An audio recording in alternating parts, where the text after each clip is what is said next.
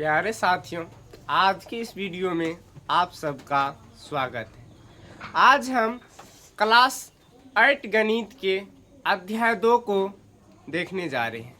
अध्याय 2 का नाम है एक चर वाले रेखिक समीकरण। तो यह एक चर वाले रेखिक समीकरण क्या होता है?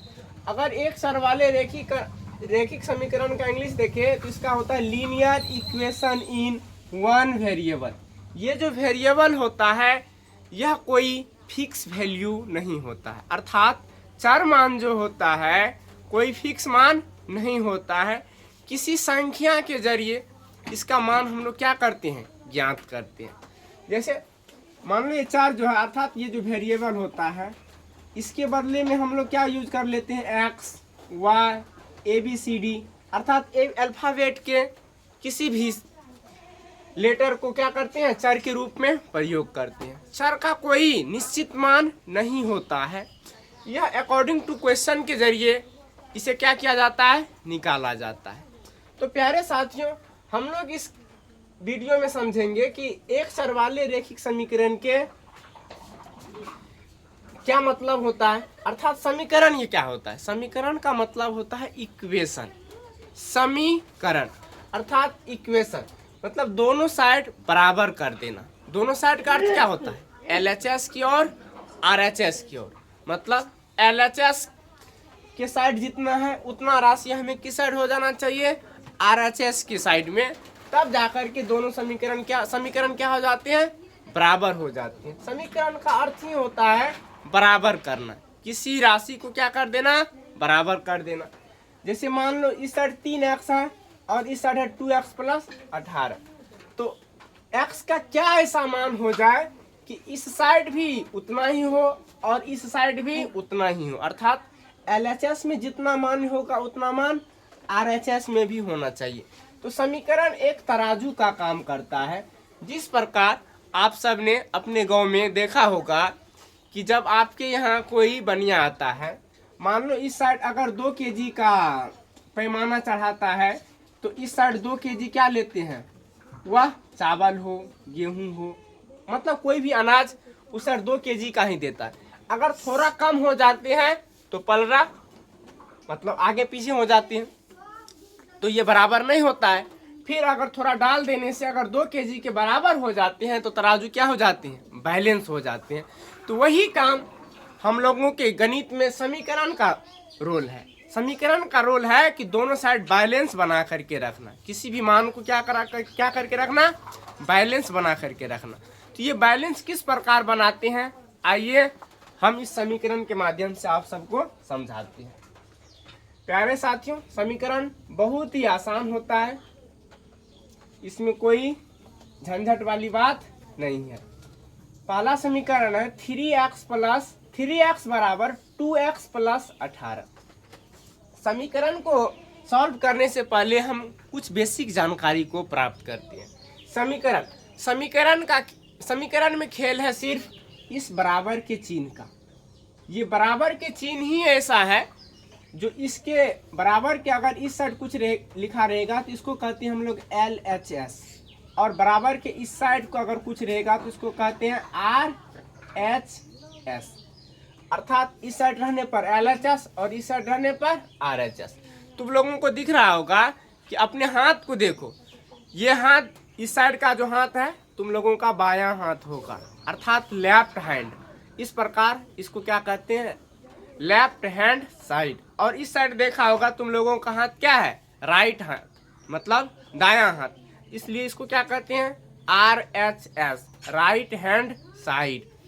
अब प्यारे साथियों ध्यान दो, LHS और RHS की जो यह भूमिका है, यह बराबर का चिन्ह इंगित करता है कि अगर जोड़ है तो क्या होगा, गुना के रूप में है तो क्या होगा, भाग के रूप में है तो क्या होगा, अगर घटाव के रूप में है तो क्या होगा, अर्थात पक्षांतर चेंज करने पर।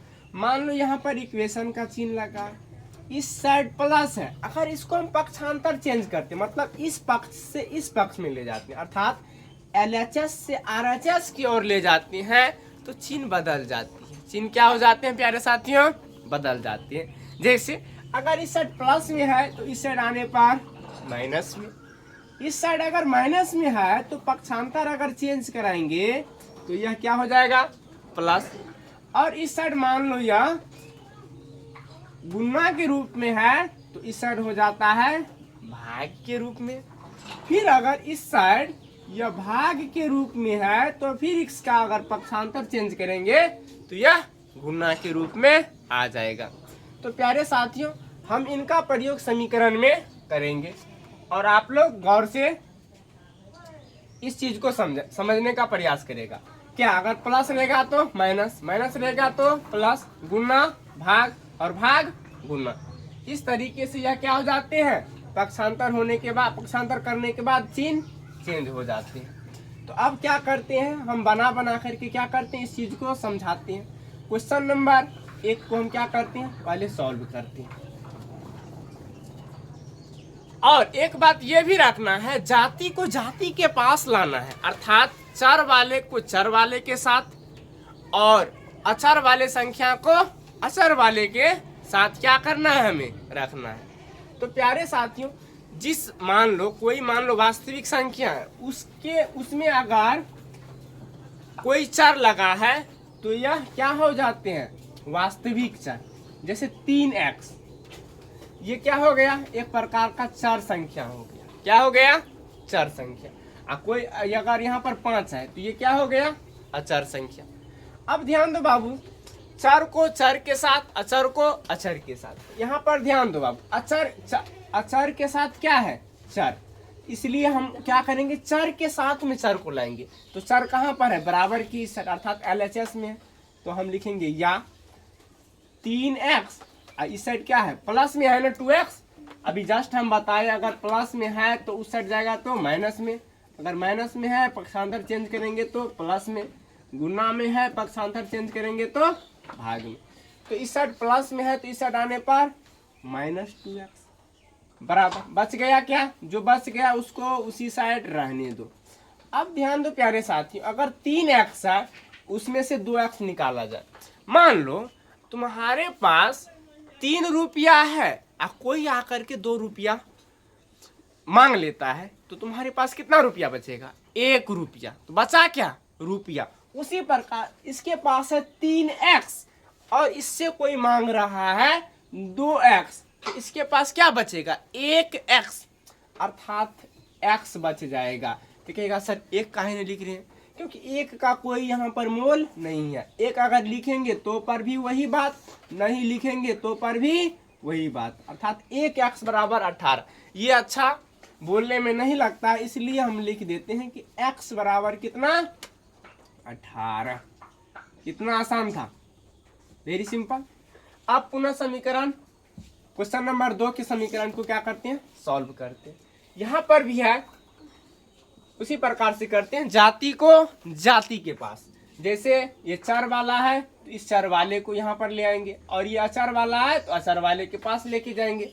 तो 5t यह क्या है, चर है, तो इसके पास पक्षांतर चेंज करेंगे किसको, 3t को। तो बराबर के इस साइड अगर लाते हैं तो क्या हो जाता है, चिन्ह चेंज, जोड़ में है तो घटाव में, 3t। अब क्या है, इक्वेशन का चिन्ह यहाँ पर है क्या, जो है सो रहने दो, -5 तो -5।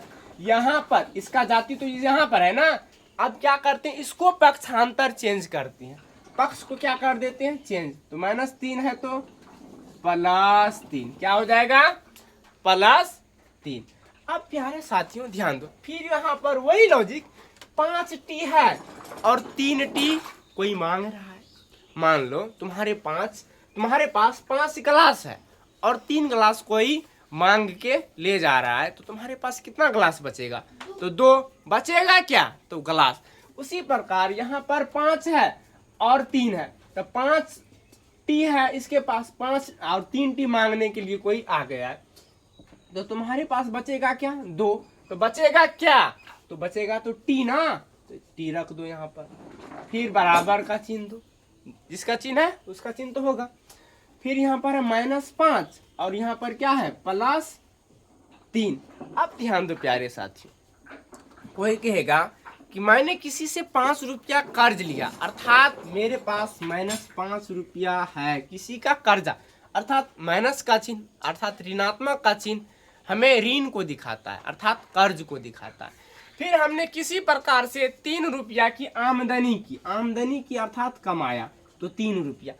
अभी भी मेरे पास क्या बचा है, 2 रुपया का कर्ज बचा है। अगर हम इस जिस व्यक्ति का हमने 5 रुपया कर्ज लिया था उसको 3 रुपया भी दे तो पर भी 2 रुपया क्या बच जाएगा ना, कर्ज ना, तो कर्ज बच जाएगा, तो अर्थात माइनस में, किसमें, माइनस में। तो यहाँ पर क्या हो जाएगा, -5 में से अगर 3 को घटाया जाएगा, तो अगर ये इतना बात अगर समझ में ना आया होगा तो डायरेक्ट समझो, बड़ी राशि 5 है ना, तो 5 में से 3 गया तो 2, लेकिन घटा है किस में से, माइनस वाले 3 में से ना, तो माइनस का चिन्ह लगा दो।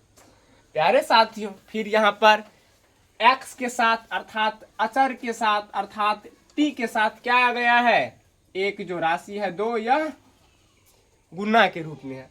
तो पक्षांतर चेंज करने के बाद यही किस रूप में चला जाएगा, भाग के रूप में, क्योंकि अगर गुना के रूप में रहता है तो किसके रूप में जाता है, भाग के रूप में। तो ये किसके रूप में आ गया, भाग। ठीक है सर, भाग क्या होता, अर्थात लो भाग के रूप में ही हम लिख देते हैं, -2 और भागा 2।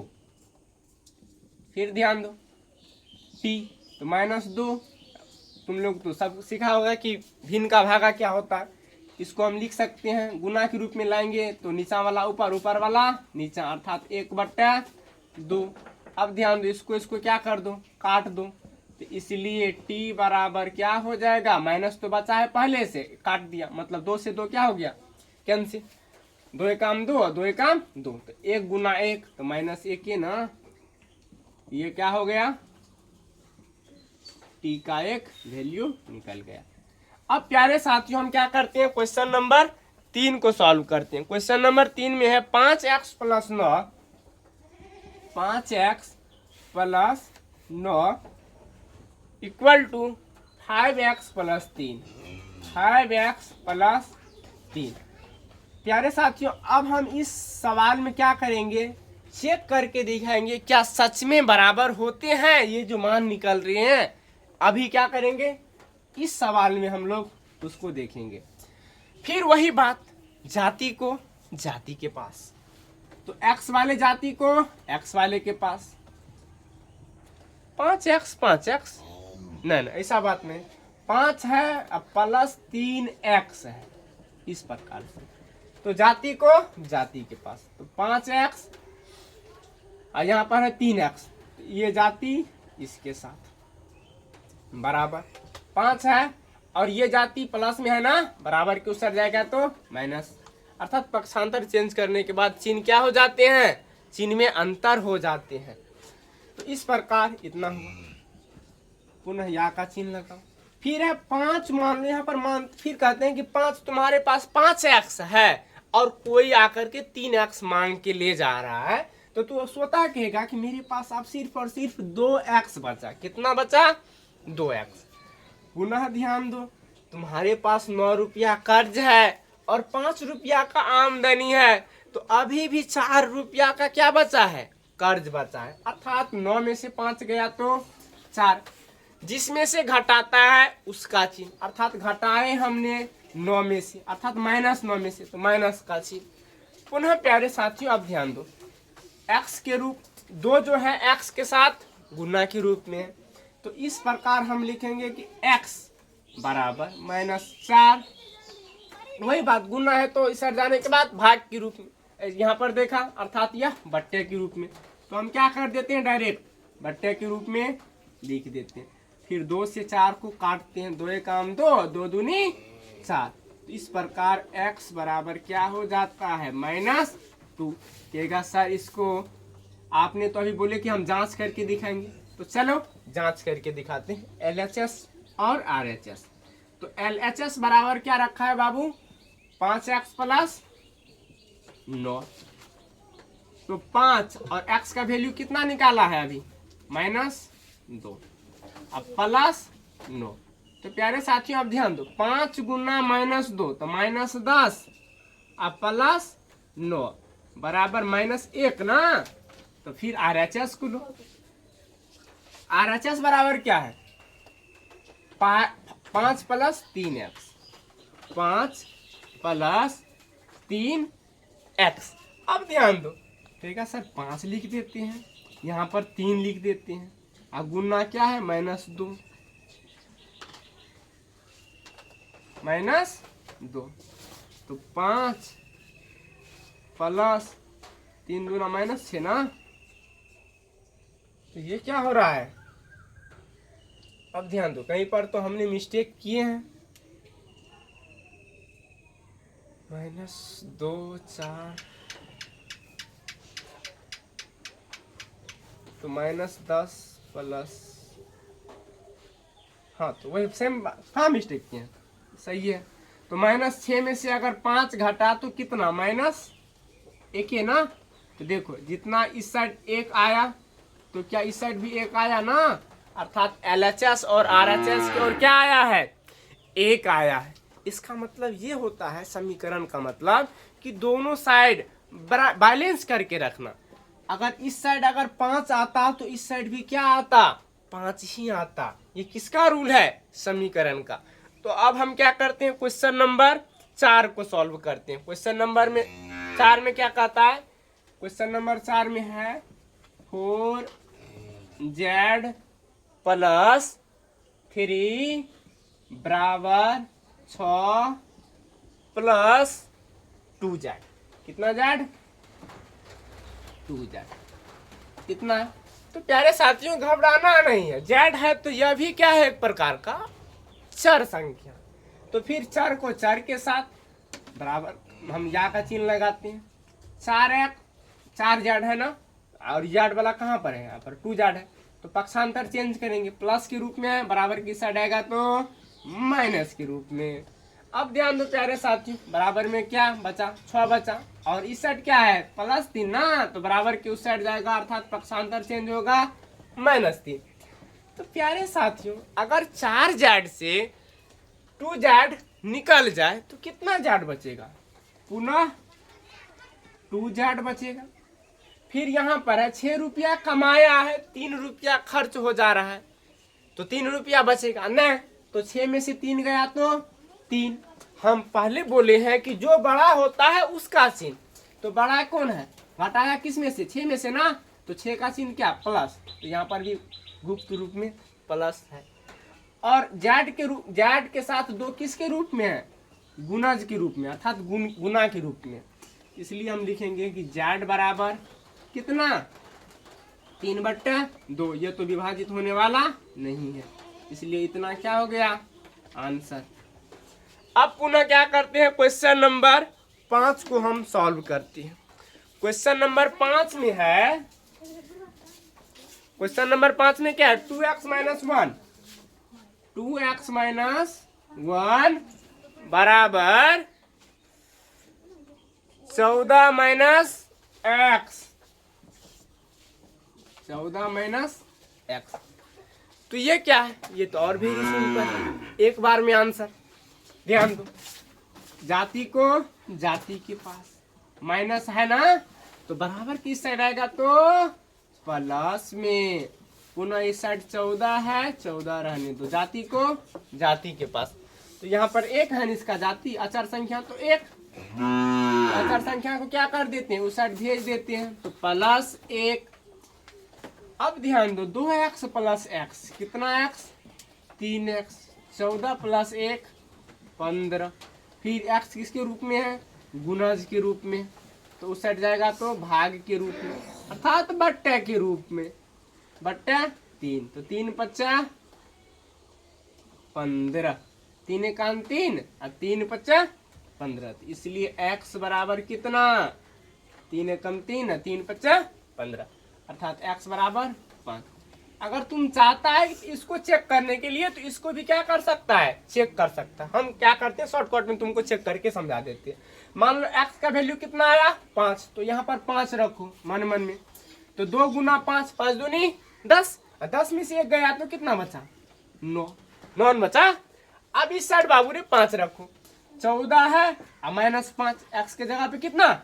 5, +5 ना है तो यहाँ पर माइनस हो जाएगा। तो 14 में से 5 गया तो कितना, पुनः 9। तो क्या दोनों साइड बराबर है ना, है ना। तो इस प्रकार से क्या हो गया, यह बैलेंस हो गया। पुनः हम क्या करते हैं, क्वेश्चन नंबर 6 को सॉल्व करते हैं। कितना, क्या मिनट है ना, 20। तो प्यारे साथियों, क्लास को ज़्यादा लंबा नहीं करते हैं। नेक्स्ट क्लास में हम समझाएंगे क्वेश्चन नंबर 6 से लेकर के क्वेश्चन नंबर 10 तक है। और अगर अच्छा लगा हो, अगर समझ में आया हो तो प्लीज़ लाइक एंड शेयर और सब्सक्राइब जरूर कीजिएगा। Thanks for watching.